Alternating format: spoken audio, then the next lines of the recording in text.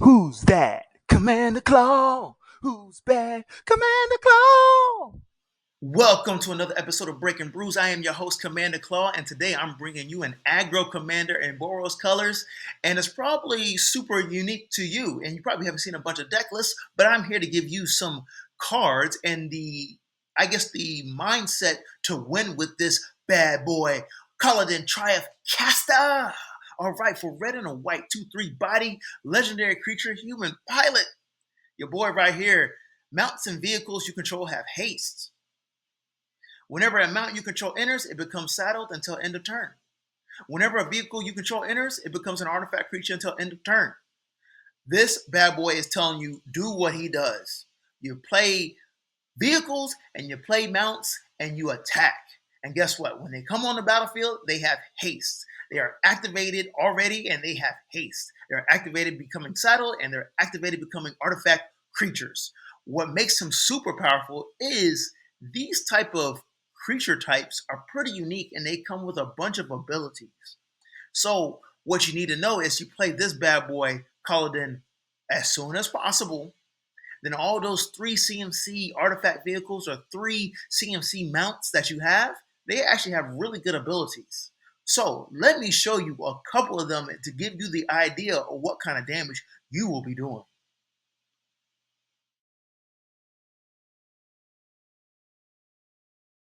So I just want to start off on the right-hand side. We got Aerial Surveyor. For 3 mana, a 2 and a white, it's a 3/4 artifact vehicle. So imagine on turn 3, you got a 3/4 vehicle with haste and flying, because it has flying. Then it says when Aerial Surveyor attacks, a defending player controls more lands than you, search your library for a basic plains card, put it onto the battlefield, tap, then shuffle. Bam. Crew 2. That's it. That's it. You swing with a 3/4 flyer that can possibly get you another land. And guess what? Crew 2, that's nothing. Kolodin can crew it. On the next turn, attack somebody else, and hopefully they have less lands. More lands, excuse me. Next up, we got RMS Titanic for 4 mana, 3 in a red. A 7/1 legendary artifact vehicle, flying trample. Nobody, none of your opponents wants to take 7 damage that they can't block. Nonetheless, it has trample. It also says whenever it deals combat damage to a player, sacrifice it and create that many tokens. So you're telling me if you play this on turn 4, you swing with a 7/1 flying trample, you can create 7 mana, 7 treasure tokens? That gives you artifact synergy right there. And you have 7 mana on turn 4 after that. You know how many more spells you can possibly play? However, it does have crew 3, but this is one of those haymaker type of artifact vehicles that puts you ahead of the game. 7 mana on turn 4. Even players that have ramp can't compete with that. Moving on. So let me put this idea in your head. We got the card over here to the left. It's called Flicker Wisp. It's just a blink effect. So let me read the card for you. For 1, 2 white, a 3/1 flyer, elemental, flying. It says whenever it enters, exile another target permanent. Return that card to the battlefield under its owner's control at the beginning of next end step.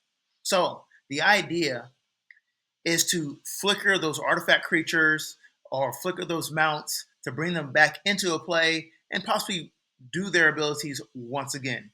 Now, this is not the best card for it because there's blink effects that says exile and return it automatically. But it's just the idea that I want to share with you. Next up, Calamity Galloping Inferno for 4 and 2 red, 4/6 horse mount. Haste. When Calamity Galloping Inferno attacks while saddled, choose a non-legendary creature that saddled it this turn and create a tapped and attacking token that's a copy of it. Sacrifice that token at the beginning of the next end step. Repeat this process once. Saddle 1. So this bad boy is making creature copy tokens of something that saddled it, and that just gives you more of the ability or whatever creature that saddled it. Then you can repeat this process one more time. That is literally 2 creatures that you tap to saddle it to get that effect twice. This is an awesome card. Moving on to some more cards. So I want you to take advantage of tapping your creatures when you have to crew vehicles. So Depala Pilot Exemplar for 1 red and white, 3/3 body, Dwarf Pilot. She says other dwarves you control get +1/+1. Each vehicle you control gets +1/+1 as long as it's creature. Then she says whenever Depala becomes tapped, You may pay X. If you do, reveal top X cards of your library, put all dwarf and vehicle cards from among them into your hand to put them on the rest of the bottom of your library in any random order. This is good because you get to churn through your deck and find vehicles that you want to put in your hand. Keeping your hand filled with vehicles. That's what you're going to need to do. You need an investment of mana, but it's a win.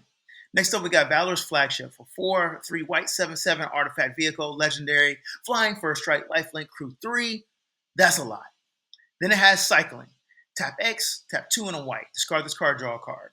Whenever you cycle this card, create X/1/1 colorless pilot creature tokens with this token saddles, mounts, and cruise vehicles as though its power were 2 greater. So essentially, it powers for 3 or more. That's what it's ultimately saying. So those are for the pilots. Great, chunky, powerful creature that opponents probably can't handle. A flying, first strength, lifelink. This is almost an angel creature token. Actually, one of the most powerful angels. That's the vibe it gives me. Moving on to my favorite card.